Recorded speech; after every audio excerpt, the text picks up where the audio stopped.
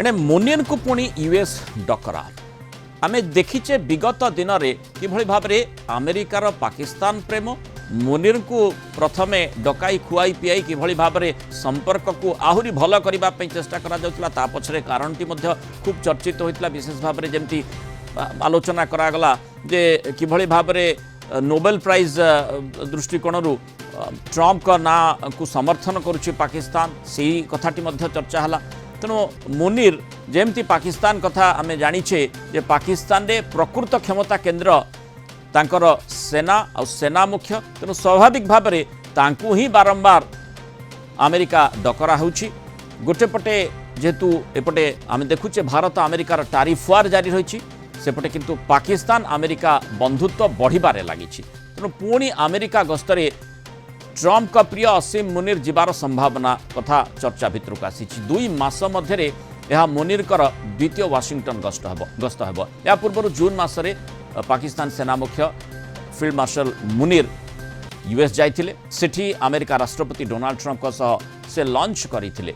ए बैठक में प्राय 2 घंटा धरी उभय आलोचना करथिबा चर्चा हला और एथर मुनिर यूएस सेंट्रल कमांड मुख्य जनरल माइकल कुरिला विदाय समारोह में अंशग्रहण करने को जाऊथिबा सूचना मिली।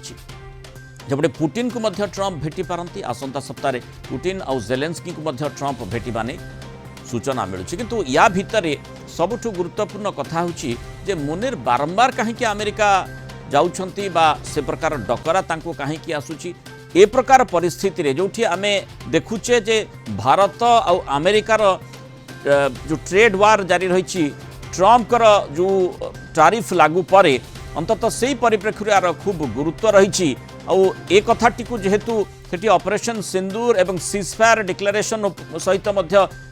आलोचना भितर को अणा जाउछि से दृष्टिकोण मुनिर गस्त अत्यंत गुरुत्वपूर्ण मन करा जाउछि काहेकि पुणी थरे सेठी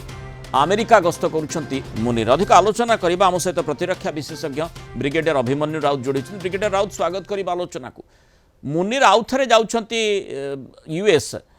यार प्रकृत माने कारण कौन अच्छी ता तो बोधवे प्रकाश्य को आसीबो नाही भितरी महल रे कौन आलोचना करा जिवो कौन निर्देश सेठु से पाई पाकिस्तान को फेरिबे एवं सेठी केमिति तांकु माने आप्यायित करा जिवो से संपर्कित तथ्य गुड़िक धीरे धीरे सामना को आसीबो। किंतु प्रारंभिक भाव में जमती आमे आलोचना करछु कहा जाउछ आउ थे मुनिर को डकरा आसीची से सेठा को जिबे निश्चय केउठी ना केउठी भारत संपर्कित बा स्थानीय एशिया आंचलिक दृष्टिकोण मुनिर को डकरा होईछि एवं पाकिस्तान तार आभिमुख्य कौन रखिब से संपर्कित आलोचना करा जाई पारे कि देखो आप जहाँ जो शब्द व्यवहार कले अत्यंत बहुत सुंदर शब्द आप व्यवहार कर डकरा आदेश आमंत्रण ना निमंत्रण पठाईनी जे आसतु डकरा जमती कहार किए गोटे माने चाकरी करे बा कार अधीन रहे ठीक से परी मुनिर सहित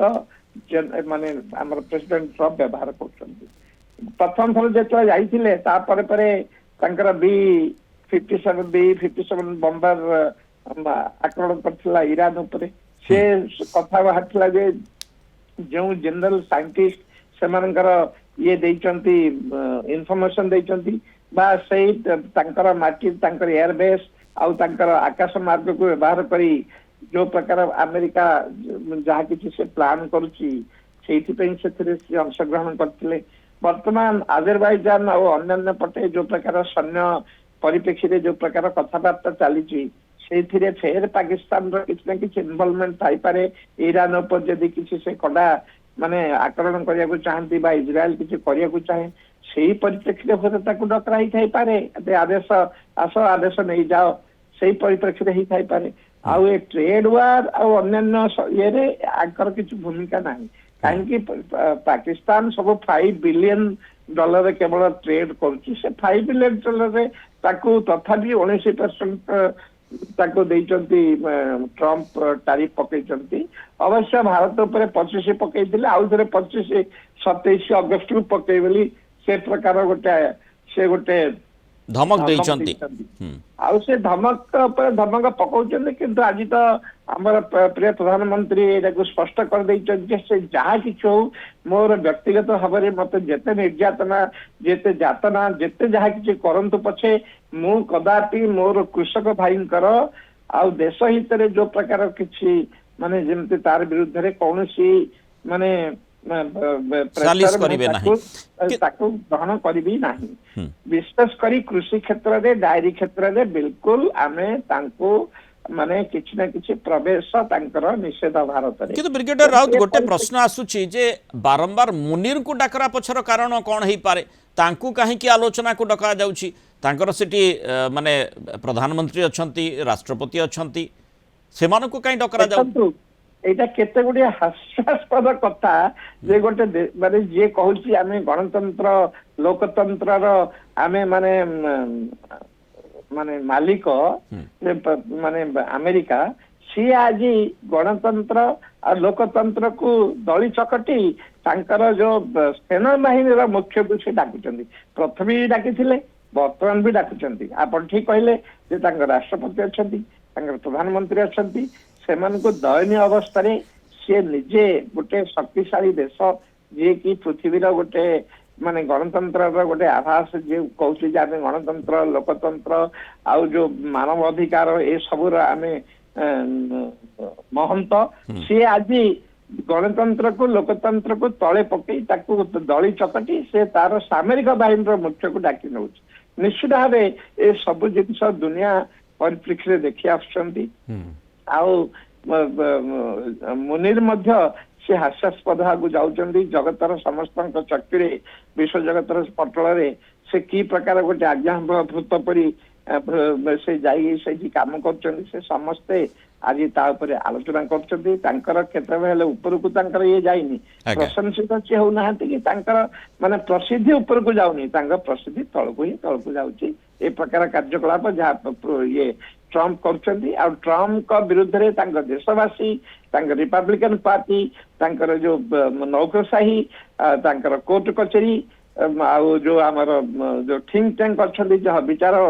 ବିମର୍ଶ କରୁଛନ୍ତି ଯୋଉମାନେ କିଛି କହିପାରୁଛନ୍ତି ସେ ସମସ୍ତେ ବର୍ତ୍ତମାନ ତାଙ୍କ ବିରୁଦ୍ଧରେ ଠିଆ ହେଇଛନ୍ତି ଯେ ଯାହା ସେ କରୁଛନ୍ତି ଯୋଉ ପ୍ରକାର ଆଲୋଚନା ଯୋଉ ପ୍ରକାର ମାନେ ଗୋଟେ ପ୍ରେସର ପ୍ରାକ୍ଟିସ ଭାରତ ଉପରେ ଦଉଛନ୍ତି ଯାହାକୁ ସେ ଆଜି ଯାଏ ମୋଦି ମୋର ପ୍ରିୟ ବନ୍ଧୁ କହୁଥିଲେ ଯୋଉ କି ଆପଣ ଗୋଟେ ହାଉ ଡୁ ମୋଦି ଆଉ ଏଇଠି ନମସ୍ତେ ଟ୍ରମ୍ପ ଯୋଉ ପ୍ରକାର କାର୍ଯ୍ୟକ୍ରମ ମୋଦି ତାଙ୍କର